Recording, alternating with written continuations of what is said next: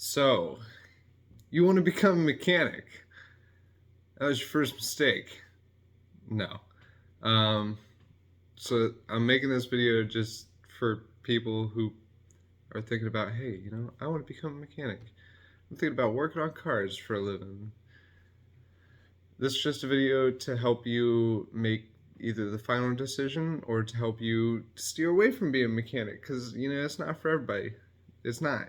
You're taking a hobby and you're turning it into something that you're going to do every single day for the rest of your life. Hear me out. Every single day for the rest of your life. Okay? There's a cat. I'm like, seriously, it's not for everybody. And think about it before you jump into it, because you can get stuck very fast. Just saying, you can. Happens. I guess the first thing is what is a mechanic? And a mechanic is somebody who fixes other people's vehicles.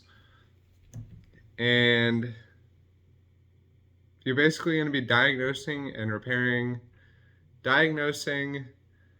and explaining why something's wrong and then repairing that wrong thing.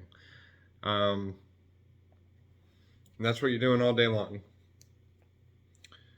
There are different types of mechanics that you can be. So it's not just like, oh, you diagnose and repair vehicles all day long, because I guess there are different types of vehicles, but you're still, in the end, you're fixing other people's vehicles. You can fix your own vehicles. You're going to have the knowledge to do that, but your living is off of fixing other people's vehicles. That's how you make your living. You don't make your living from just fixing your own stuff. That's a whole different profession. Different types of mechanics that you could be, or you could work for a dealership. So a dealership mechanic is you are at the dealership, at a specific dealership, being Nissan, Toyota, Chevy, and they can be compounded, like Chevy is Chevy Cadillac, and it can be like GM, or GM actually has to be its own thing. GMC, GM Buick, that's a whole different thing. And then you could be like Subaru, Toyota, Nissan, Ford. All the car brands all have their own mechanics, and you can work at all of them. You want to be a Maserati technician? Go work for Maserati. Go for it. Who cares?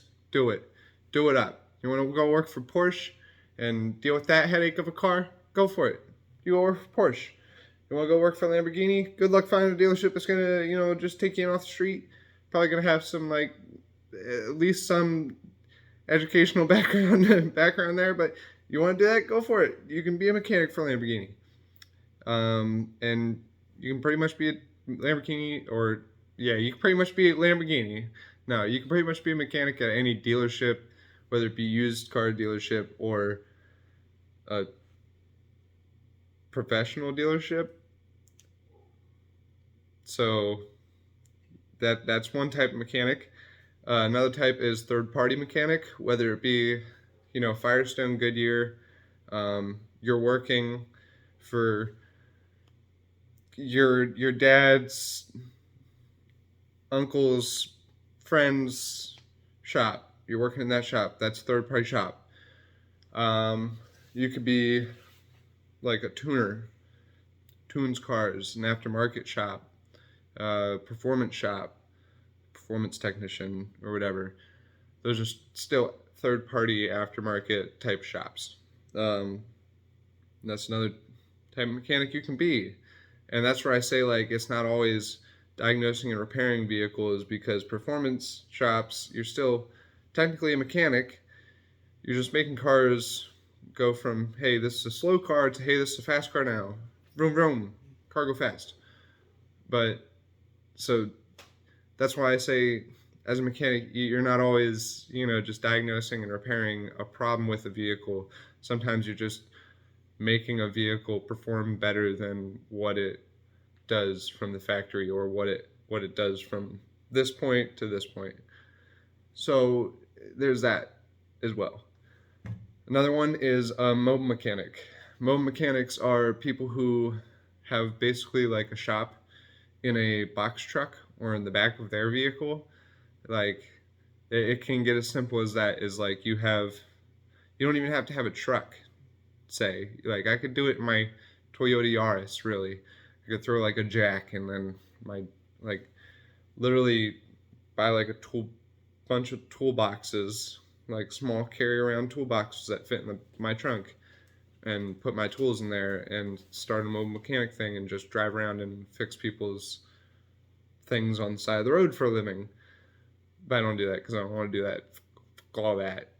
I ain't about crawling on the ground, hitting my head on some rust bucket who just drove down here from New York. No, ain't happening. No. But that's something you could do. Something a lot of people are interested in. It's not like a huge thing. I know there's at least one. There's one guy that I've seen down here actually drive around. He has like a big box truck and he drives around and he has his mobile mechanic business advertised on the side of his box truck. That's another thing you could do. Drive around and do it that way. And you charge people more basically just because of the convenience. You're coming to them. They no longer have to get their vehicle towed to a shop or anything. So you're coming to them, you're saving that tow bill. You're charging them more in the end because of the convenience of you coming to them. Another one is you can be that backyard redneck, doesn't really know what he's doing mechanic. You can do it. You can do it. You have no experience. You a crackhead on the street who has a wrench and a hammer. You can become a mechanic as well. You can do it. Just ask your neighbor, hey, yo, you need your brakes done? I can do your brakes. Like $80 and I'll do your rear brakes, rotors and pads. Boom, I got you. Crackhead, all you need is a wrench set and a hammer and you're good to go. Boom, boom, bada bang, you're a mechanic. That's a lie. You're not a mechanic. You're just somebody who does this, fixes some things on the side. It's still kind of a mechanic. That's why I kind of included it in there. So hey, I mean, you can still make a living off doing it. Trust me, you could. Like, advertise yourself on like Facebook or something, being like, yo, I'll do your brakes for like $80, $100. Make a quick couple $100 here and there. Hey, just saying, can do it. And the last one that I have on this list is you could be a shop owner. You can own your own shop. And the reason I didn't include that in third-party shop is because I feel like third-party shop is like you're a mechanic that was hired by the shop owner to work in their shop and make them money. This type of mechanic is the shop owner who hires other mechanics so their mechanic ass can sit on a chair while the mechanics make them money. Now that's the type of mechanic you want to be. No, but that's my list of the types of mechanics. If you have any other types of mechanics that you think or know about, or if you are a different type of mechanic, go ahead and leave in the comment section below. Also, if you're at this point in the video and you're wondering how much do mechanics make, well, wait until the end and I'll go over that. No worries. So, next thing is pros. My perspective, this is my opinion on the pros and cons of being a mechanic. This is my perspective. This is going to differ from everybody. Everybody's going to have a different opinion. Nobody's going to agree with my list. Well, okay, some people are going to agree with my list. Some people aren't going to agree with my list. If you disagree with my list, go ahead. Disagree. Like, everybody has their own opinion. And if you believe something is a pro that I left out, or a con that I put in pro, or a pro that I put in con, well, leave it in the comment section, because other people have their own opinions. You're not going to like the same things I like about being a mechanic, and you're not going to hate the same things I hate about being a mechanic. So I'm just stating the general things that I dislike and like about being a mechanic. So the pros, in my perspective, is one, you're learning a useful skill. You're learning something that you're going to be able to use throughout your whole life. If you're a mechanic, more than likely, you're never going to have to take your car to a shop again unless you get to the point in your career where you're making enough money and you don't want to work on cars ever again. And you get to that point where you're like, fuck it. I just don't want to touch my car, so I'm just going to take it to a shop, have somebody else fix it, even though I know what I'm doing. You can get to that point, but you don't have to, and you can save yourself like a couple $100 by just replacing that thermostat that costs $12 on your car instead of taking it to a shop and paying $300. You're learning a useful skill. Another one is there's always a demand for mechanics. I don't know if you haven't noticed, but like if you literally look up automotive technician or mechanic on Indeed in your area with your zip code and put in like 20-mile radius, 30-mile radius, 50-mile radius, whatever, you'll see a bunch of jobs or a bunch of people hiring for a mechanic. Most of them are entry level. Most of them are going to say they're hiring for entry level. But most of them are looking for mechanics or technicians, or like mid-level technicians is mainly what people are looking for. People who already know more or less what they're doing, but have the room to grow in the field and can be manipulated and changed to their liking. But there's always demand. So there's always going to be like somebody looking for a mechanic. So you're never going to be like, oh, do I have a job? Am I going to have a job? My final pro, 3 pros. My final pro about being a mechanic, and my list is short because I made this list very quickly, is the main reason I got into the trade is you get to help people every day. So my main reason for getting into this trade was to help people. I enjoy, like, it's cheesy or whatever and stereotypical, but I enjoy helping people. It brings me joy. I'm going to bring up one specific example because it sticks with me. It has nothing to do with any of the places that I've worked, but it was a side job that I did. It was back when I wasn't making a whole lot of money per hour as a mechanic. I would post side jobs on Facebook, and I got this one job, and this has stuck with me because I feel like I helped these people out quite a bit versus like how much they would have gotten charged at a shop. So these people were like, hey, came down here on vacation. Now the truck just doesn't start. And I'm like, okay, your truck just doesn't start. Like, what's going on? They were like, it threw the belt. We don't know. Like, we don't know what's going on. It threw the belt. Like, it threw the belt. You don't know what's going on. Okay. Like, something's either locked up or, something's fucked up. I go and check this car out, and a pulley seized up, and it melted. It was like a blob of plastic at this point. It wasn't a pulley anymore. It was literally just a blob of plastic. And I was like, this is your problem. They were like, holy shit, you found that so fast. Wow, oh my God, this is amazing. And I was like, okay. Originally, I was going to charge them like $100 to come out, diagnose the vehicle, blah, blah. Like, once I figure it out, we'll go from there. When I found out it was just a pulley, I was like, okay, look, I'm going to charge you X amount, and you buy the pulley, and we're just gonna go our separate ways because this is nonsense. And they're like, you saved us so much, like, you helped us out. And that right there is why I've stuck with being a mechanic, is like helping people and being able to help people out of situations that they wouldn't have been able to get out of without you, more or less. Well, even if you weren't there, they still could have gone somewhere else, but hey, yeah, it makes you feel good in the fact that you can think about it that way. But if you think about it the other way, it's going to make you feel like piece of shit, and you're not going to want to become a mechanic. so think about it the first way. Don't think about it the second way. Pro is you get to help people. Now on to the cons. Cons. Why don't you want to become a mechanic? You don't want to become a mechanic because of these reasons, all right? Cost of entry is really high. So being a mechanic is all cool and stuff until you realize, oh yeah, I gotta buy all the tools, and I gotta buy the toolbox, and none of this shit's cheap. Like Harbor Freight, like you gotta buy a bunch. Like it's not that expensive. People make it seem way more expensive than it actually is, and it is expensive. Like at the end of the day, once you get like 5, 10, 20, 30 years into it, your total cost on tools is going to be outrageously high. You're going to be like sitting there like, holy if I would have just saved this money or spent this money on something else, I could have had a whole new car. I could have bought a house or something. Like it gets to that point.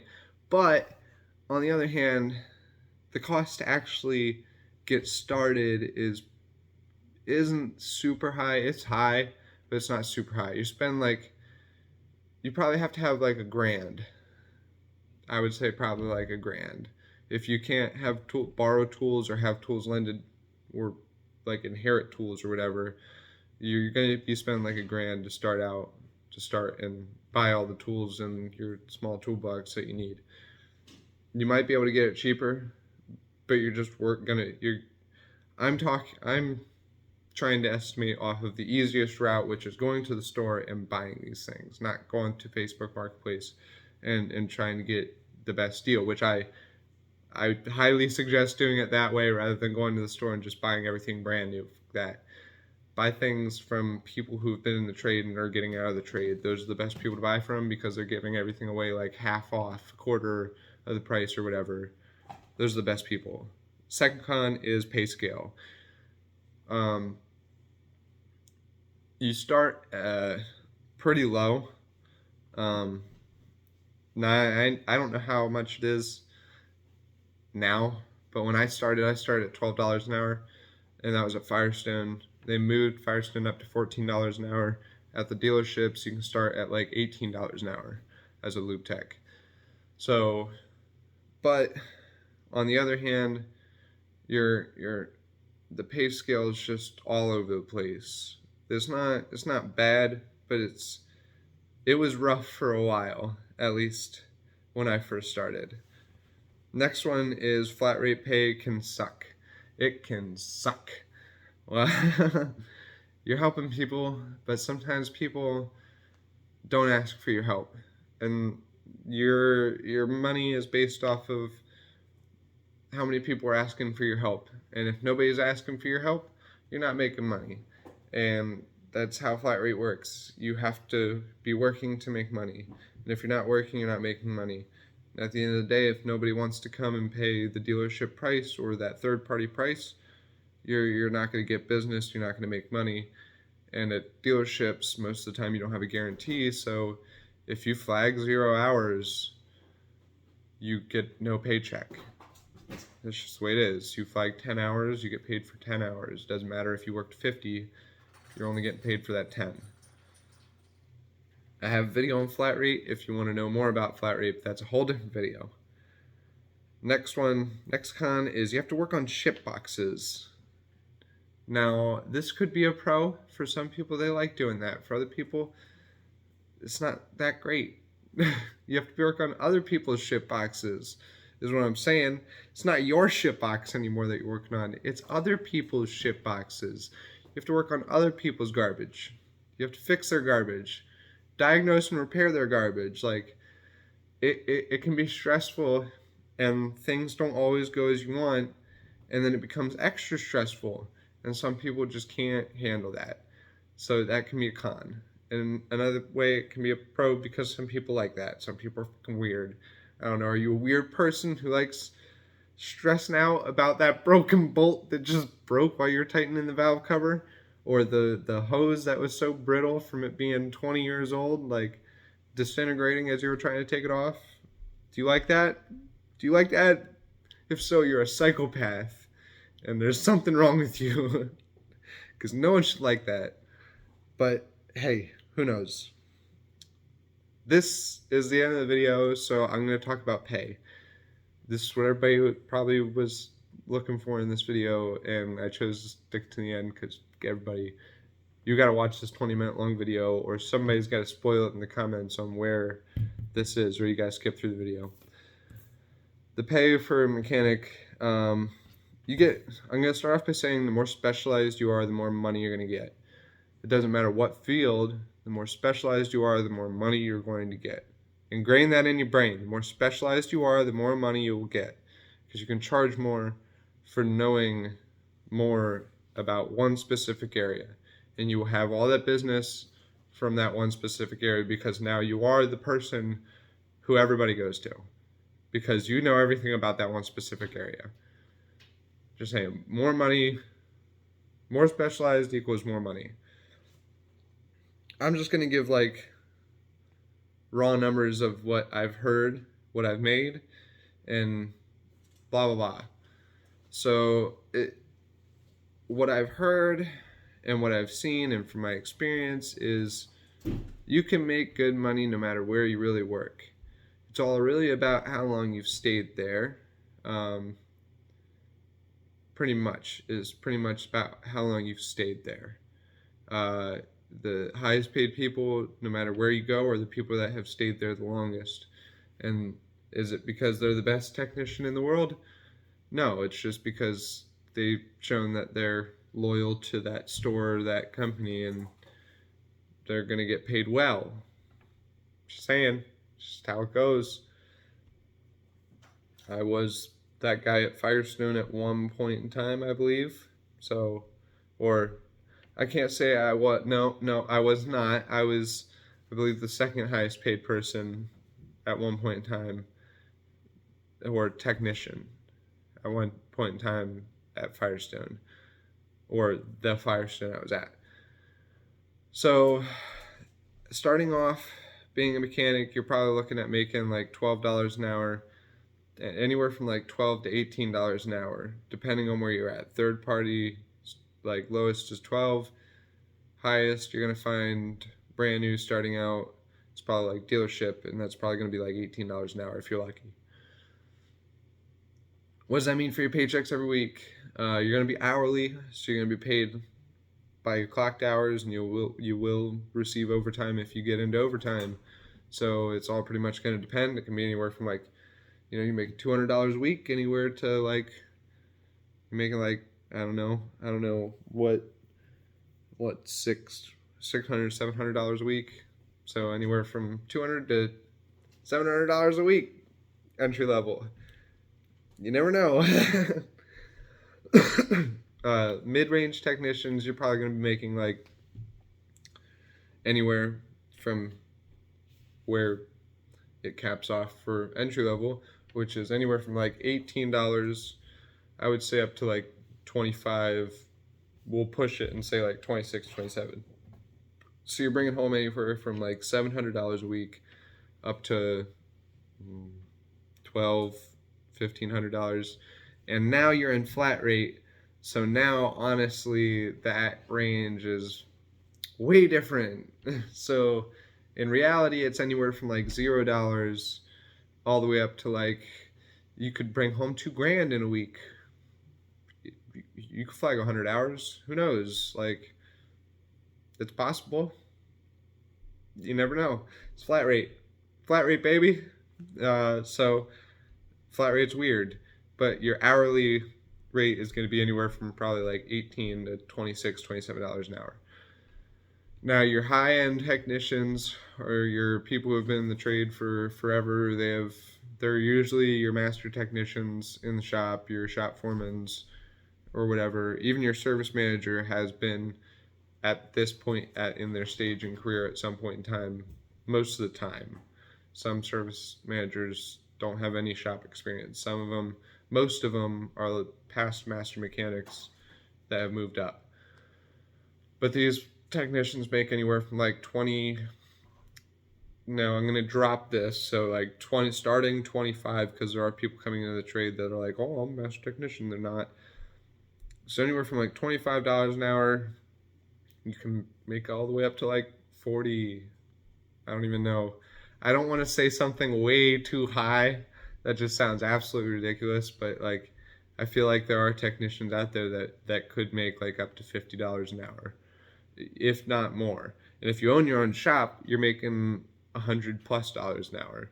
So, hey, you can make a killing off of that. So at the low end, you're bringing home like $20,000 a year. At the high end, you're over $100,000 a year. So you can make a good living off being a mechanic. You can make a shitty living. It's not for everybody. But what I will say is it's a decent career. It's something to do. It's a useful skill. If you enjoy working on cars, try it out at least. But don't kill your hobby. That's all I got. Peace out.